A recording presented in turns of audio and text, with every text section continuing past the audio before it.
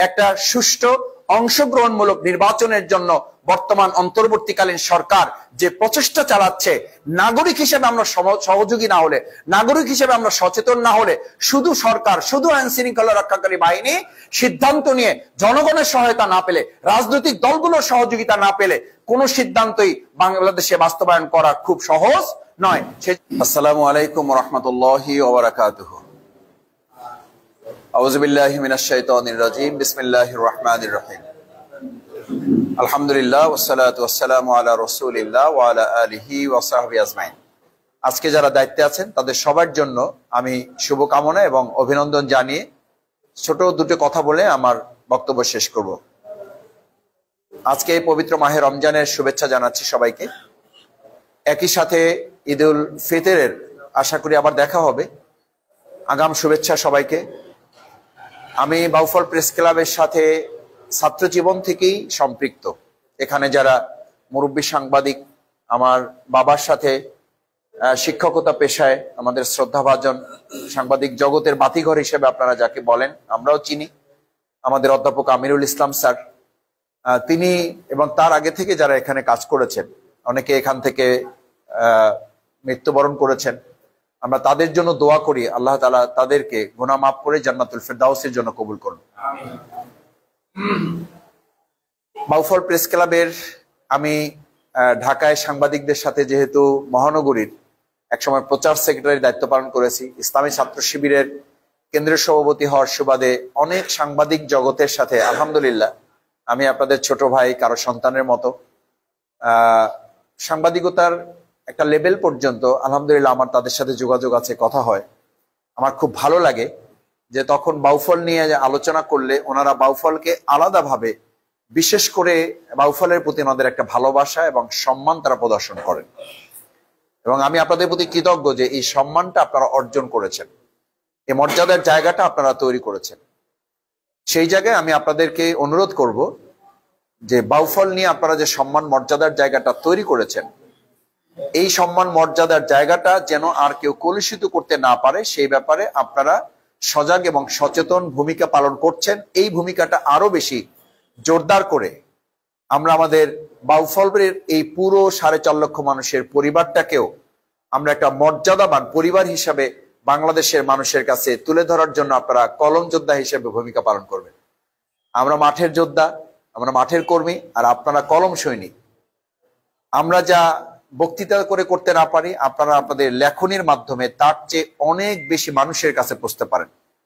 একটা সময় ছিল যখন বলা হতো, যেটাকে আমরা বলি যে আর্মস পাওয়ার, অর্থাৎ অস্ত্রই শক্তি, ওই যুগ শেষ হয়ে গেছে।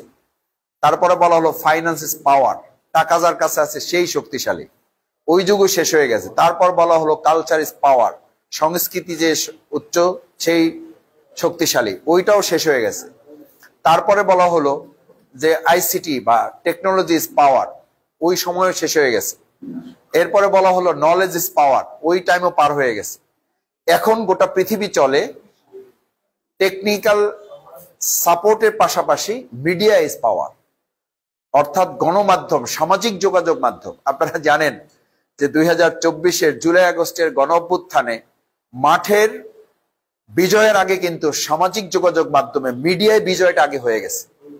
এবং সেই কারণে আপনাদের মনে আছে যে যখন আর কোনোভাবে তারা এই গণ অভ্যুত্থানকে দমন করতে পারে নাই, তখন প্রযুক্তির মাধ্যমে তারা আমাদের তৎকালীন সময়ের সেই অবৈধ ভোটে নির্বাচিত মন্ত্রী পলক সাহেব যে তথ্য প্রযুক্তিকে বন্ধ করে দিয়েছিলেন, এবং তিনি বলেছেন একবার বন্ধ হয়ে গেছে, একবার বলছে পানিতে ভিজে গেছে, একবার বলছে নষ্ট হয়ে গেছে। গোটা পৃথিবীতে বাংলাদেশকে একটা লজ্জিত জায়গায় তিনি নিয়ে গেছেন। সেই সময়ও এই প্রযুক্তি জায়গা থেকে আমাদের সামাজিক এবং সাংবাদিক অঙ্গনের সম্মানিত ভাইয়েরা এই ফ্যাসিস্ট পতনই কিন্তু তারা গুরুত্বপূর্ণ এবং ঐতিহাসিক ভূমিকা পালন করেছে।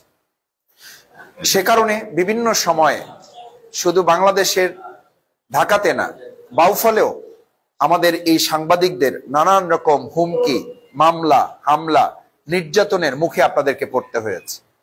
আমি আপনাদের প্রতি সহানুভূতি শুধু জানাই না, আপনাদের প্রতি আমি কৃতজ্ঞতা জানাই যে বিগত 15 বছরে আপনারা নির্যাতনের মুখে থেকেও আমি অত্যন্ত কৃতজ্ঞতার সাথে স্মরণ করি। এটা স্মরণ না করলে শুধু অকৃতজ্ঞ হব না, আমি কৃপণ হব। শুধু কৃপণ হব না, আমি আসলে নিজেকেই ছোট করব যে বিগত 15 বছরে এই বাউফলে যখন আসলে আমি আর বের হতে পারবো কিনা এই অনিশ্চয়তা ছিল, তখন বাউফলের সাংবাদিক ভাইয়েরা আমাকে তার পরিবারের মতো একজন সদস্য হিসেবে ছায়া দিয়ে আমাকে আপনারা সহযোগিতা করেছেন।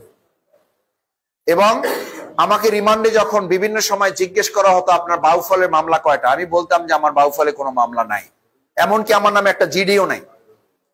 আমাকে যখন শেষ সব আমার 250 মামলা যখন জামিন হয়ে আমাকে ছেড়ে দেওয়া হবে, তখন বাউফলের তৎকালীন ওসিকে মিন্টু রোডে ডেকে নেওয়া হয়েছে ডিবি অফিসে, এবং তাকে খুব গালমন্দ করা হয়েছে যে তোমরা থানায় ওসিগিরি করো বাউফলে, আর শফিকুল ইসলাম মাসুদ এমন একদম আমার সামনে বলতেছে ওসি এখানে বসা, ডিবির অফিসার এখানে বসা, আমাকে সামনে চেয়ারে বসায় রাখছে যে শফিকুল ইসলাম মাসুদ এমন আল্লাহর কি ওলি হয়ে গেল যে ঢাকায় তার নামে 800 মামলা আর বাউফলে কোনো মামলা নেই। আমার সামনে তৎকালীন ওসি ডিবি অফিসারকে বুঝা হোক না বুঝা হোক বলছে যে স্যার আপনি যারা আল্লাহর ওলি বলছেন, আসলে ওনাকে বাউফলের লোকেরা এত ভালোবাসে, বিশেষ করে উনি তখন শব্দটা বলছে বলে আমি বলতাম যে ওখানেও সাংবাদিকরা হলো প্রশাসনকে ইনফর্ম করে, তো সেই সাংবাদিকরা যখনই প্রশাসনে কেউ যায়, আমি আমার সামনে ওই ওসি বলতেছে আমি আমার সামনে দেখেছি যে সাংবাদিকরা কখনোই বলতো যে জামাত ইসলামীকে আপনি কিভাবে দেখবেন, দেখেন শফিকুল ইসলাম মাসুদ ভাইয়ের ব্যাপারে আপনারা কোনো নেগেটিভ ভূমিকা পালন করেন না, কারণ এই লোকটা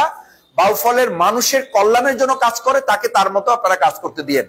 এই সাংবাদিকদের মধ্য থেকেই কিন্তু আপনারা সেই কাজ করেছেন বলে আমার কাছে মনে হয়েছে যে আমি আমার এই উন্নয়নমূলক কর্মকাণ্ডগুলো বাউফলে বিগত 17 বছরে এত ঝড়ঝাপটা মামলা হামলা নির্যাতন রিমান্ড, আমার 15 বছর তো 4.5 বছর শুধু জেলেই কাটছে, বাকি 14.5টা বা 13.5টা বছর আমি আলহামদুলিল্লাহ, আজকে হয়তো একটু কম আসি, ওই সময় কিন্তু আমি এর চেয়ে বেশি আসছি এবং আপনাদেরকে জানাই আসছি।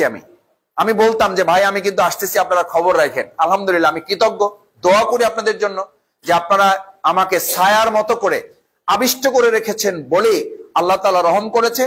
এবং বিগত 15 বছর আমার বাড়িতে বহুবার পুলিশ গেছে, আমি কিন্তু পুলিশের খবরও পাইছি, আপনারাও আমাকে জানাইছেন যে মাসুদ ভাই কই আছেন, পুলিশ কিন্তু বাড়িতে গেছে, যদিও আমি সেই সময় অন্য জায়গায়, কিন্তু আপনাদের পক্ষ থেকে আমাকে কিন্তু এই সহযোগিতাটুকু আপনারা করেছেন।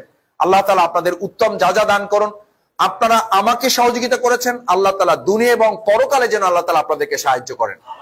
সম্মানিত ভাইয়েরা, তৃতীয় যে কথাটি বলবো, এই সমাজ পরিবর্তনে সাধারণ মানুষের ভূমিকা গুরুত্বপূর্ণ, তার চেয়েও আপনাদের ভূমিকাটা গুরুত্বপূর্ণ, কারণ আপনারা অন্যায়কে অন্যায় বললে এটা অনেক মানুষের কাছে এটা পৌঁছে যায়, ন্যায়কে ন্যায় বললে মানুষ উৎসাহিত হয়, সাহস পায়। এবং আজকে দেখেন বাউফলে যতগুলো প্রশাসন কার্যকরী পদক্ষেপ নিয়েছে, প্রত্যেকটার পিছনে এই সাংবাদিক জগতের একটা বড় ভূমিকা আছে।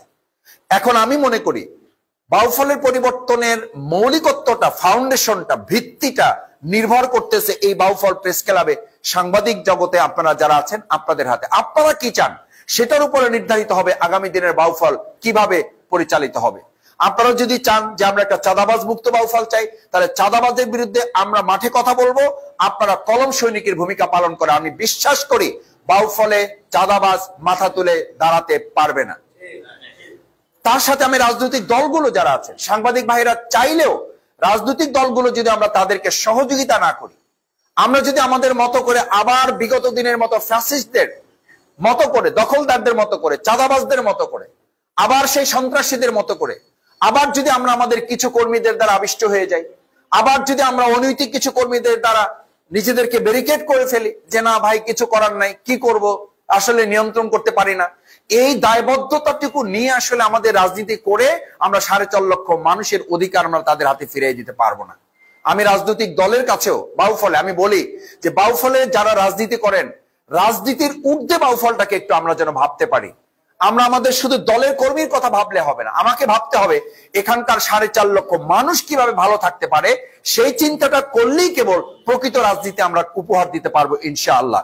সম্মানিত সাংবাদিক বন্ধুগণ, আমি চতুর্থ যে কথাটা বলে শেষের দিকে যেতে চাই। আপনারা জানেন যে আমাদের এই প্রিয় বাউফলে যদি আমরা একটু ঐক্যবদ্ধ বাউফল করতে চাই, তাহলে আগে সাংবাদিক জগতে আপনারা যারা আছেন যে ঐক্যবদ্ধ ভূমিকা আপনারা পালন করছেন, এটাকে আরো ঐক্যবদ্ধ এবং সিমেন্টারি করে একটা মজবুত সীসাওয়ালা প্রাচীর করে, কিছু ভুল বুঝাবুঝি, কিছু দৃষ্টিভঙ্গির মতপার্থক্য, এগুলো সব সময় থাকে। এগুলো নিয়েই আমাদেরকে কাজ করতে হয়। আমি সব সময় আমার হাতটা আমার সামনে রাখি। আমাকে অনেকে অনেক কথা বলেন, মাসুদ ভাই আপনার ডানে অমুকে বসা ছিল, লোক কিন্তু আপনার না। আপনার সামনে কিন্তু একজন ছিল, লোক কিন্তু আপনার না। বামে কিন্তু একজন বসা ছিল, লোক কিন্তু আপনার না। আমি তখন বলি, ভাই আমার হাতটা এই যে মোবাইলে একটু দেখেন, ভিডিও কল দিয়ে অনেক সময়, হাতটা একটু দেখেন। হাত দেখে কি করবো মাসুদ ভাই? আমি বললাম দেখেন, একটা একটু বুড়া প্রকৃতির, মানে একটু বৃদ্ধ হয়ে গেছে, একটা একটু চিকন প্রকৃতির, কি করবেন এখন? এই চিকনটা কি কাইটা ফালাই দেবেন? বলেন না, তা কাটা যাবে না। তা আমি বুড়াটারে ফালাই দেবেন, কি করবেন এখন? ফালাই তো দিয়ে পারবেন না, তো অসুন্দর দেখা যাবে। এখন একটু বেশি মাথা উঁচা করে ফেলছেন, কি করবেন? একটু মাথা উঁচা তো হয়ে গেছে, এটা লম্বা তো একটু হয়ে গেছে, লম্বা হয়ে গেছে, ওরে ইসাইপে দিয়ে খাটো বানাই দিতে পারবেন? ও তো লম্বা হয়ে গেছে, যোগ্যতা আছে বলে হয়েছে। এখন পাশেরটা যদি মনে করে আপনি লম্বা হইলেন কেন, তাহলে আমার বাদ দিয়ে দেন, আমি চলে গেলাম। এইটা দেখে যদি কেউ মনে করে যে আমার 5টা আঙ্গুল যদি সব সমান হইতো তাহলে আমার জন্য কত সুন্দর হইতো, আমি তখন ওই 2-1জনকে বলি, আপনার মেয়ে বা আপনার বোন বিয়ে দেওয়ার সময় এরকম একটা ছেলে পাইছেন যে তার 5টা আঙ্গুলে আলহামদুলিল্লাহ একদম সমান। এইটা দেখার পরে আপনি মনে করছেন ছেলের আর কোনো যোগ্যতা দেখার দরকার নেই, যেহেতু 5টা আঙ্গুল সমান পাইছি, আল্লাহর মেহেরবানি তার হাতে আমার মেয়েটা বা আমার বোনটা আমি তুলে দিলাম। এটা কেউ করবেন? করবে না। শুধু একটু যদি দেখেন যে আঙ্গুল সমান না, যা ন্যাচারাল থাকার কথা তার চেয়ে এদিক ওদিক আছে, ডিগ্রি 2টা থাকার পরও সবাই রাজি হওয়ার পর মেয়ে বলবে যে বাবা মাফ হোসাই, দোয়া হোসাই, আমার এই প্রতিবন্ধী ছেলের কাছে আমি যাইতে চাই না। তাহলে আপনি তাকে প্রতিবন্ধী বললেন, তাহলে আপনি কেন মনে করেন যে শফিকুল ইসলাম মাসুদের মতো সবাইকে হইতে হবে কেন? আমার চিন্তা সবাইকে লালন করতে হবে কেন? আমার চিন্তা আমাকে করতে দেন, আপনার চিন্তাকে আমাকে সমর্থন করতে দেন, এটাকে সম্মান করতে দেন, সহানুভূতিশীল হই না কেন? আজকে গোটা পৃথিবীর সবচেয়ে বড় চ্যালেঞ্জ, সাংবাদিক ভাইয়েরা আপনাদের আমি বক্তৃতা করে সময় নিচ্ছি না, আমি শুধু অনুরোধ করছি, আজকে গোটা পৃথিবীর চ্যালেঞ্জ আমাদের অর্থনীতির সীমাবদ্ধতা না, আমাদের গোটা পৃথিবীর চ্যালেঞ্জ নেতৃত্বের সংকট না, আমাদের গোটা পৃথিবীর চ্যালেঞ্জ সহনশীলতার যে সংকট, সহ্য ক্ষমতার যে সংকট, যেটাকে বলা হয় tolerance is the best teacher. অর্থাৎ আপনি একজন আরেকজনকে সহ্য করতে পারেন, ধারণ করতে পারেন, মেনে নিতে পারেন। একটু ত্রুটি বিচ্ছিন্ন মাসুদের হইতেই পারে, আমার ভুল হয়েছে, অবশ্যই আমাকে ধরিয়ে দেন, আমি আপনাকে সম্মান করব। আমার ভালোটাকেও আবার একটু আপনি কি করেন, একটু তুলে ধরেন, সেটাও বলেন, আমার ভালোটাও বলেন, আমার খারাপটাও আপনি গঠনমূলক সমালোচনা করেন। আমাদের অন্যান্য রাজনৈতিক দল যারা আছেন, আমিও তাদেরকে অনুরোধ করব, আল্লাহর রাস্তায় বাংলাদেশ জামাত ইসলামীকে নিয়ে সমালোচনা করুন, গঠনমূলক সমালোচনা করুন, আমাদেরকে সোজা রাখুন। আমরা যদি ভালো কাজ করতে পারি, আমাকে অনেকে ভিডিও দেখিয়ে ক্লিপ পাঠায়, আমাকে বলে যে মাসুদ ভাই আগে আপনার বক্তৃতায় সাধারণত মানে নেগেটিভ কথা, নেগেটিভ মন্তব্য পাওয়া যেত না, এখন আপনার বক্তব্যের নিচে বেশ ভালো নেগেটিভ কথা পাওয়া যায়। আমি বললাম ভাই আলহামদুলিল্লাহ, আল্লাহ শুকরিয়া আদায় করি যে আমাকে নিয়ে কারো এই সময় আছে যে আমার ভিডিওটা দেখছে, শুনছে, তারপরে তার হাতে সময় ছিল যে একটা মন্তব্য সে করছে। এই 4.5 লাখ মানুষের মধ্যে এই ভাইটা তো, ভাই বোনটা তো আমার জন্য অসম্ভব আপন মানুষ। যে আমার স্ত্রী অনেক সময় বলে, আমি জিজ্ঞেস করি যে তুমি আমার টুকটাক ভিডিও দেখো, হয় না আমার অত সময় নাই, আমি আপনার বক্তব্য শোনার সময় আমার হয় না। তো উনি তখন পাঠায় আমাকে, ওই যে মানে কমেন্টস গুলো পাঠায় যে আপনাকে আজকে এই গালি দিছে, আপনাকে আজকে নেগেটিভ কথা বলছে। আমি বললাম তুমি তো কমেন্টসটা দেখলা, সেই বেচারা বা সেই বেচারি তো ধৈর্য ধরে সময় নিয়ে পুরো বক্তৃতা শুনে একটা কমেন্টস করছে। আমার কাছে তো তোমার সে আমার কাছে গুরুত্বপূর্ণ, কারণ সে সময় নিছে, শুনছে আমার কথাটা, সে তো ওইটুকু শুনছে শুধু না, পুরো কথাগুলোই তো সে শুনছে, ওর মধ্যে ভালোটাও তো সে নিশ্চয়ই রিসিভ করার সুযোগ থাকলে করবে। সুতরাং আমার বিরুদ্ধে মত প্রকাশের যেমন সুযোগ থাকা উচিত, দ্বিমত প্রকাশের সুযোগ শুধু না, দ্বিমত গ্রহণ করা এবং সেটার প্রতি সম্মান জানানোর প্র্যাকটিসটাও আমাদের বাউফলে রাজনীতিবিদদের মধ্যে আসলে আমি বিশ্বাস করি যে আমরা একটা সুন্দর বাউফল আমরা উপহার দিতে পারবো। কিন্তু অত্যন্ত দুর্ভাগ্যের সাথে আমি বাউফলের আজকের যারা কর্ণধর, আমাদের সম্মানিত সাংবাদিক জগৎ যারা দর্পণের ভূমিকা পালন করেন, অভিভাবকত্বের দায়িত্বে আছেন, এই দিক থেকে যে 4.5 লক্ষ মানুষের প্রতিনিধিত্ব কিন্তু আপনারা করেন। ইতিমধ্যে আমি বিভিন্ন জায়গায় শুনি ভোট কিন্তু দিতে যাইতে পারবেন না, কারে দিবেন আগে জানাইতে হবে, এই কথা বলাও কিন্তু এখন মাঠ পর্যায়ে কোথাও কোথাও শুরু হয়েছে। এটা অত্যন্ত দুর্ভাগ্যজনক। আমার কাছে তো মনে হয় ভোটের মাধ্যমে কেউ পরাজিত হওয়ার আগে মনের দিক থেকে সে অলরেডি কি হয়ে গেছে, পরাজিত ব্যক্তিরাই শুধু এই কথা বলতে পারে, এটা ছাড়া তো এই কথা বলতে পারার কথা না।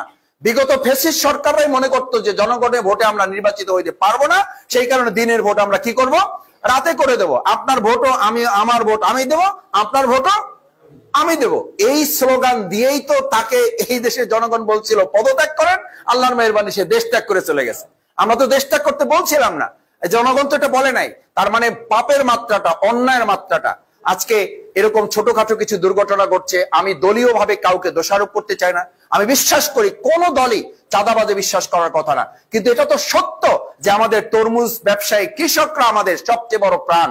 সেই কৃষক ভাইদের জমিগুলো আজকে দখল করার পায়তারা চলছে, তাদেরকে কষ্টের মধ্যে ফেলা হচ্ছে, তরমুজের টলার ছিনতাই করা হচ্ছে। এটা তো অত্যন্ত দুর্ভাগ্যজনক, এটা তো হইতে পারে না। বিভিন্ন বাজারগুলোতে আমরা শুনছি যে সেখানে নতুন করে আমাদের ব্যবসায়ী ভাইদেরকে চাঁদার মুখে ফেলা হচ্ছে। কেউ কেউ আফসোসও করছেন যে মাসুদ ভাই, বিগত 15 বছর এক জায়গায় 50 টাকা দিতাম, এখন 100 টাকা দিয়ে আমরা সামলাইতে পারি না। আগে একজনকে দিতাম, এখন 3 জনকে দিয়েও কুলাইতে পারি না। আর এক গ্রুপ আইসা বলে যে না, আমি ওই দলের না, আমি ওই দলের আর এক গ্রুপের লোক, আমাকে দিলে চলবে, না হলে এটা বন্ধ থাকবে, এবং ওই গ্রুপকে দেও না দেও সেটা তোমার ব্যাপার, আমাকে কিন্তু দিয়ে তোমার ব্যবসা চালাইতে হবে। আপনারা বলেন ভাই, এই যে যদি জামাত ইসলামী না, মাসুদ, শফিকুল ইসলাম মাসুদও যদি করে, এটাকে আমরা কেউ সমর্থন করি? এটা সমর্থন করা উচিত? ভাই এটা পরিষ্কার ইসলামের বিধানে হারাম করা হয়েছে।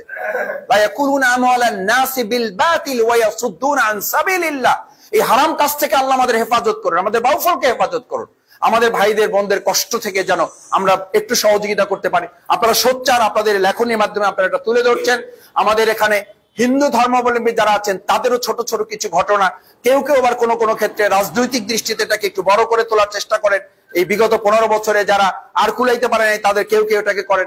আমরা আলহামদুলিল্লাহ আমার হিন্দু কমিউনিটির ভাইরা যারা আছেন, আমি তাদের প্রতি সব সময় চেষ্টা করি আমাদের প্রিয় বাউফলটাকে একটা পরিবারভুক্ত করে আমরা সবাই সামনের দিকে এগিয়ে যাওয়া। সেই জায়গায় আসুন, পবিত্র মাহে রমাদান সংযমের মাস, আমরা যেন সংযমটাকে আগামী দিনে ধারণ করে একটা সুষ্ঠু অংশগ্রহণমূলক নির্বাচনের জন্য বর্তমান অন্তর্বর্তীকালীন সরকার যে প্রচেষ্টা চালাচ্ছে, নাগরিক হিসেবে আমরা সহযোগী না হলে, নাগরিক হিসেবে আমরা সচেতন না হলে, শুধু সরকার, শুধু আইন শৃঙ্খলা রক্ষাকারী বাহিনী সিদ্ধান্ত নিয়ে জনগণের সহায়তা না পেলে, রাজনৈতিক দলগুলোর সহযোগিতা না পেলে কোনো সিদ্ধান্তই বাংলাদেশে বাস্তবায়ন করা খুব সহজ নয়। সেজন্য আপনাদের সকলকে আন্তরিক ধন্যবাদ জানাচ্ছি, কৃতজ্ঞতা জানাচ্ছি। সাংবাদিকদের মধ্য থেকে কিছু পরামর্শ দেওয়া হয়েছে, আমি আপনাদের কথা শুনে বলছি। সেক্রেটারি সাহেবের পক্ষ থেকে মাসুদ ভাইকে স্মরণ করানো হয়েছে, আর সেক্রেটারি সাহেবকে স্মরণ করাইয়া বলছি যে আমি এখানে বসেই প্রথম জলিল ভাইকে জিজ্ঞেস করছি যে ভাই, প্রেস ক্লাবে আপাতত সমস্যাগুলো কি কি আমি জানার চেষ্টা করেছি।